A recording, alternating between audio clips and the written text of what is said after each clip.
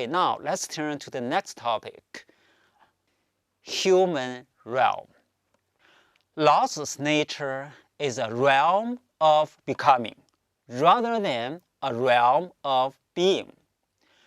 A realm of becoming is totality of dispositional properties. Dispositional properties present themselves as law-governed properties. It is law that defines what there is in the realm of nature. Tao constitutes all that is of nature. Human beings, as creatures that abide in the Tao, also form part of that world of nature which Laozi affirms. As long as human beings keep to non-action state, there would be no deviation from Tao. Quote, your name or your person, which is dearer to you, your person or your goods, which is worth more. Know where to stop. Therefore, be content with your lot, and you will not be disgraced. Know when to stop, and you will meet no danger. You can then live long. End quote. If you are content with your lot and keep to non-action state, you will abide in the Tao. You will enter into the natural realm. In the natural realm, human acts are manifested to be dispositional acts. Totality of dispositional acts constitutes human realm. In this sense, human realm is treated as part of natural realm. As it goes along, human realm is also rule-governed. The prospect of death by natural causes is to be accepted with the utmost equanimity, since death, in this sense, can be treated as an act to which man is disposed in the process of his life. This is a rule-governed process, giving meaning to life. Thus, Laozi says, quote, cause the people not to treat death lightly and not to wander off to distant places. Laozi at one point states that, quote, the reason I have trouble is that I have a body. When I no longer have a body, what trouble have I? End quote. If one is concerned with his physical being, he will find himself in a troubled world, always worrying about his health. However, when his focus shifts to his growing process, he will have a new outlook on life. He will endeavor to follow what his life design instructs. This gives meaning to life.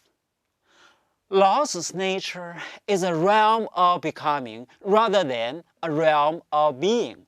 Human realm is a part of natural realm. This is also a realm of becoming.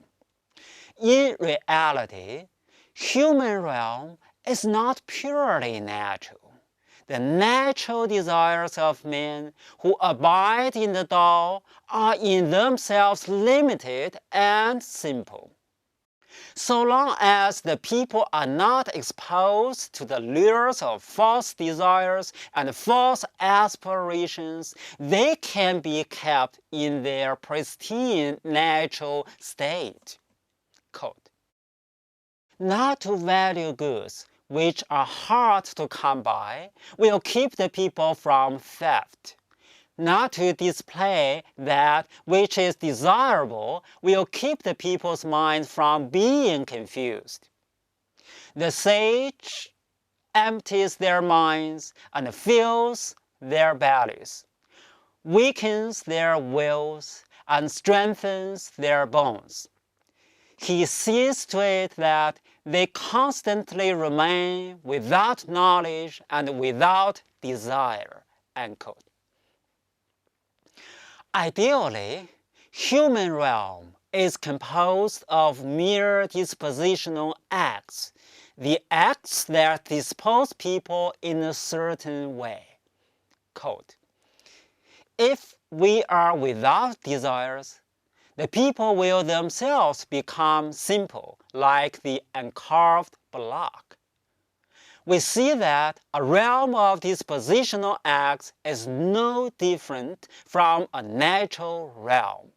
Laozi is to reduce human realm to natural realm.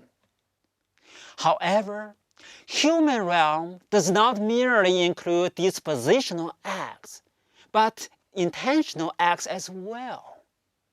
Dispositional acts are predictable in that they are rule-governed, but intentional acts seem to be hard to pin down.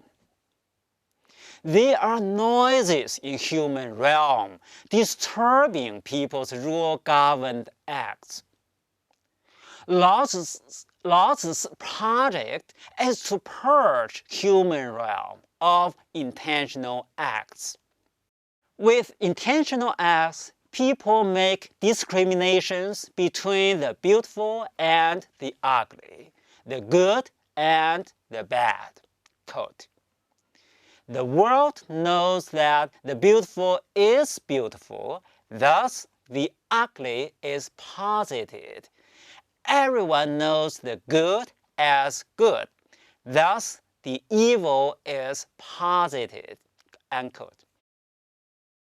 As we discussed above, Laozi's natural realm is composed of dispositional properties, the properties that tend to be a certain way. The beautiful tend to be ugly. The good tend to be the evil.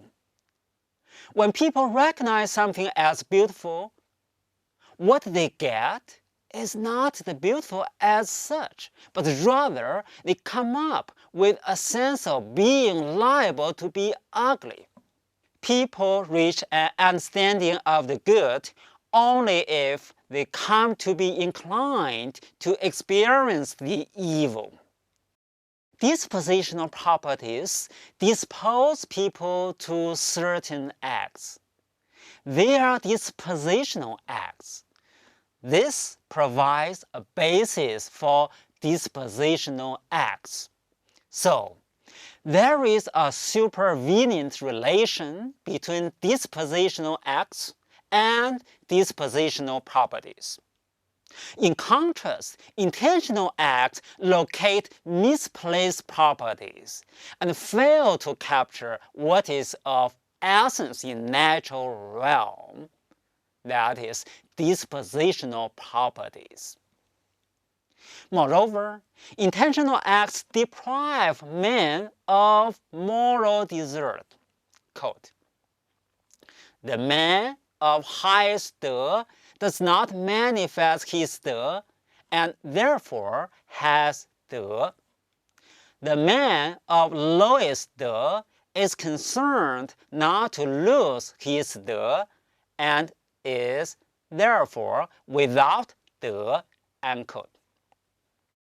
The man of high moral cultivation does not intend to show off his moral achievement.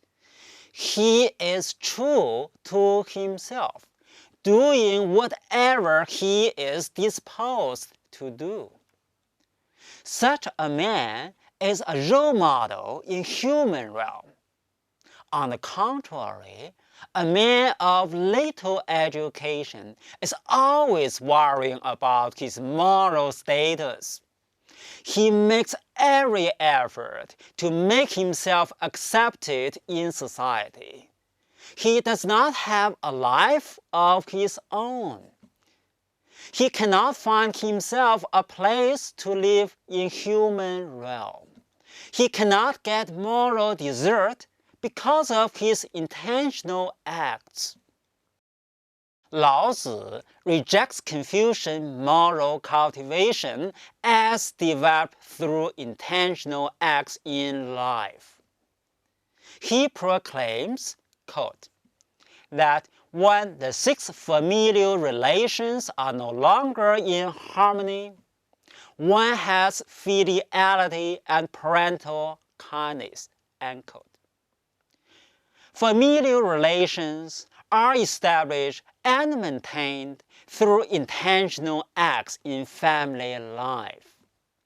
As we discussed a moment ago, intentional acts deprive men of moral desert, bringing about human alienation.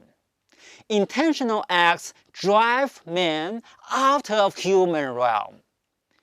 If men are kept from doing things intentionally, then they can be disposed to act naturally. Filiality and parental kindness grow out of dispositional acts in family life. As a matter of fact, ren, righteousness, skill, and search for utility all result from intentional acts. Therefore, Laozi claims, quote, cut off ren, abandon righteousness, and the people will return to filiality and kindness. Cut off skill and abandon utility, and robbers and thieves will disappear, end quote. Laozi's diagnosis of moral depravity goes even further. He says, quote, the people are hungry. It is because those above devour too much in taxes, end quote. Another quote, the court is corrupt. The fields are overgrown with weeds. The granaries are empty. Yet there are those dressed in finery with swords at their sides, filled with food and drink, end quote. Quote again, where troops have encamped, there will brambles grow. In the wake of mighty armies, bad harvests follow without fail, end quote. Moral depravity and political decay grow from the same root, that is, intentional acts. So much for Laozi's human realm.